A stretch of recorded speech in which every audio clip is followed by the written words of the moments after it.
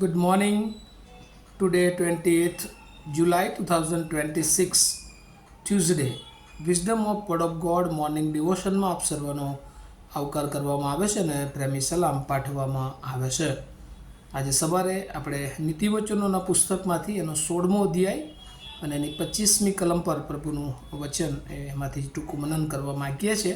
નીતિવચનો 16મો અધ્યાય અને એની 25મી કલમ આપણને આ પ્રમાણે કહે છે: એક એવો માર્ગ છે કે જે માણસને અદલ લાગે છે ખરો, પણ પરિણામે તે મોતનો જ માર્ગ છે.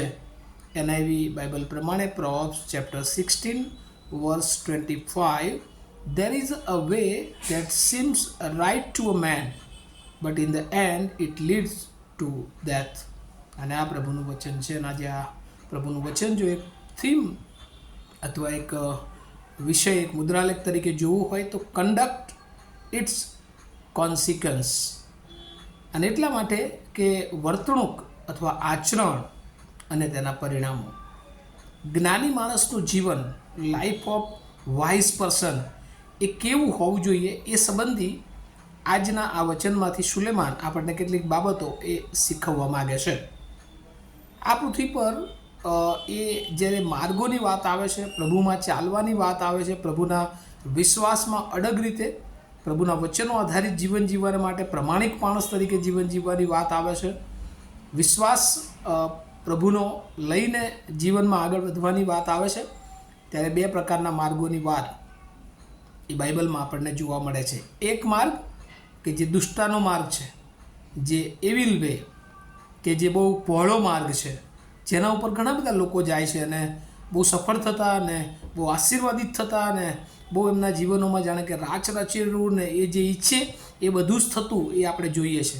અને એટલા માટે એ માર્ગથી ઘણી બધી વાર એ વિશ્વાસી લોકો પણ એ એટ્રેક્શન પામે છે, આકર્ષિત થઈ જાય છે અને એ માર્ગો પર એ ઘણી બધી વાર એ જતા રહેશે. પણ બાઇબલ આપણને જે શીખવે છે કે જે પ્રભુના વિશ્વાસમાં જે આપણે આવીએ છીએ, પ્રભુને પોતાના અંગત તારણહાર તરીકે સ્વીકારીએ છીએ, પ્રભુને આપણું જીવન સોંપીએ છીએ, ત્યારે આપણો એ માર્ગ એ જાણે કે ન્યાયનો માર્ગ બની જાય છે. કારણ કે હવે આ પૃથ્વી પરની મુસાફરી એ પૃથ્વી પરના જ આશીર્વાદો નહીં, પરંતુ અનંત જીવન તરફ એ આપણને દોરનારી બને છે. અને એટલે ન્યાયીઓનો માર્ગ, રાઇચિયસ વે, અને એ બહુ સાંકડો હોય છે અને એના ઉપર જનારા બહુ ઓછા હોય છે. અને એટલા માટે ઈશ્વર આપણને કહે છે કે there is a way that seems right to a man. ઘણી બધી વાર એ જે પહોળો માર્ગ છે, એ દુનિયાવી માર્ગ છે, એ શૈતાનનો માર્ગ છે, એ દુષ્ટતાનો માર્ગ છે, એ અપ્રમાણિકતાનો માર્ગ છે, એ અસત્યતાનો માર્ગ છે, એ અવિશ્વાસનો માર્ગ છે, એ ભ્રષ્ટતાનો માર્ગ છે, એ જૂઠનો માર્ગ છે. એ આપણને ઘણી બધી વાર સારો લાગે છે, કારણ કે બહુ બધા લોકો એના તરફ જતા હોય છે. અને આ પૃથ્વી પર બધું જ જે બાબતો આપણી જરૂરી હોય છે એ બધું જ જાણે કે એ માર્ગમાં આપણને મળતું દેખાય છે. અને એટલે એ માર્ગ ઘણી બધી વાર એ આપણને એવું લાગે છે કે એ જ સાચો માર્ગ છે. પણ યાદ રાખો, બાઇબલ કહે છે but in the and it leads two death. પણ પરિણામે એક દિવસ એવો આવે છે કે એનો અંત એ આપણને મરણ તરફ લઈ જાય છે. અને એટલે આજે સવારે પ્રભુ તમને ને મને ખાસ પ્રકારનું શિક્ષણ જે વચનો મારફતે આપવા માગે છે. અને આપણે દેવના પસંદ કરેલા લોકો તરીકે, દેવના બાળકો તરીકે આપણે દેવનો માર્ગ પસંદ કરવો જોઈએ. આપણો માર્ગ એ હંમેશા સત્યનો માર્ગ હોવો જોઈએ, પ્રમાણિકતાનો માર્ગ હોવો જોઈએ, પવિત્રતાનો માર્ગ હોવો જોઈએ. આપણો માર્ગ એ શૈતાનનો માર્ગ ન બની જાય, આપણો માર્ગ એ જૂઠનો માર્ગ ન બની જાય, ભ્રષ્ટતાનો માર્ગ ન બની જાય, અવિશ્વાસનો માર્ગ ન બની જાય. એ આપણે હંમેશા યાદ રાખવાની જરૂર છે. બાઇબલમાં એવા કેટલા બધા જીવનો છે કે જેઓના માટે ઈશ્વરે પોતે સાક્ષી આપી.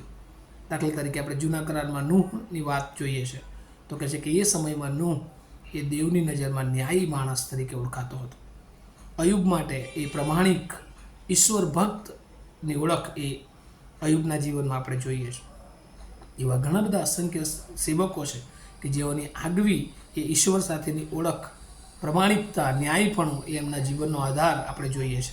અને પ્રભુ એમના જીવનને કેવી રીતે આશીર્વાદિત કર્યું, કેવી રીતે અનંતકાળિક રીતે એમને દોર્યા પ્રભુએ, એ આપણે બાઇબલમાં જોઈએ છે. પણ કેટલાક જીવનો એવા પણ છે કે જે પ્રભુ ઈસુની સાથે રહ્યા પણ તેમ છતાં જુદા માર્ગોએ ચાલ્યા અને એ લોકોનો નાશ આપણે જોઈએ છીએ.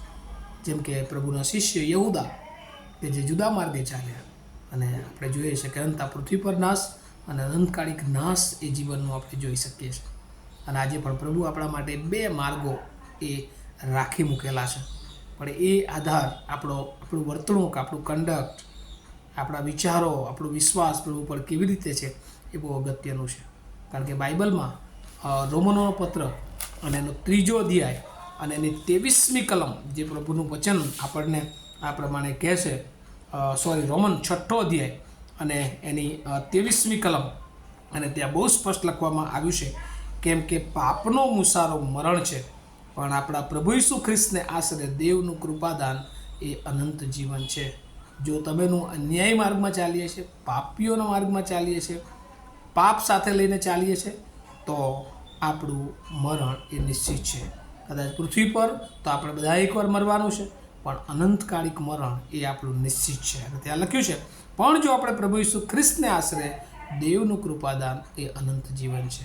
પણ જો પ્રભુ ઈસુ ખ્રિસ્તને સ્વીકારી લઈએ છીએ તો આપણું અનંત જીવન એ ઈશ્વરની કૃપામાં આપણે મેળવી શકીએ છીએ. અને પ્રભુ એ આ વચન કહે છે. ત્યારબાદ એક વચન બીજું પણ જો આપણે જોઈએ તો હવે આપણે શું કરવાનું, કરંથીઓનો પત્ર એનો 13મો અધ્યાય અને એની 5મી કલમથી આગળ જો આપણે પ્રભુનું વચન વાંચીએ તો ત્યાં લખ્યું છે, તમારામાં વિશ્વાસ છે કે નહીં તેની પરીક્ષા તમે પોતે કરો.